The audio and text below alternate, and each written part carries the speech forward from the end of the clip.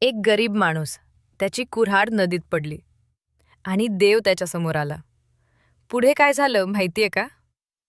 नमस्कार छोट्या दोस्तांनो, स्वागत आहे तुमचं टून मराठीमध्ये. चला पाहूया ही मजेदार गोष्ट. एका जंगलाजवळ एक गरीब लाकूड तोड्या राहत होता. तो रोज मेहनत करून आपलं पोट भरत असे. एके दिवशी तो नदीकिनारी झाडं तोडत होता. तेवढ्यात त्याची कुऱ्हाड हातातून सुटली आणि थेट नदीत पडली. लाकूड तोड्या खूप दुःखी झाला. तो म्हणाला, आता मी काय करू? तेवढ्यात नदीतून एक देव प्रकट झाला.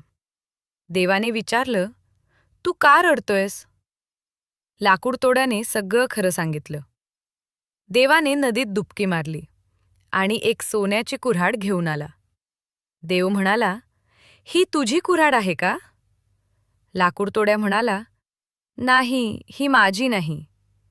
देव पुन्हा पाण्यात गेला आणि चांदीची कुऱ्हाड घेऊन आला. ही तुझी आहे का? लाकूड तोड्या म्हणाला, नाही.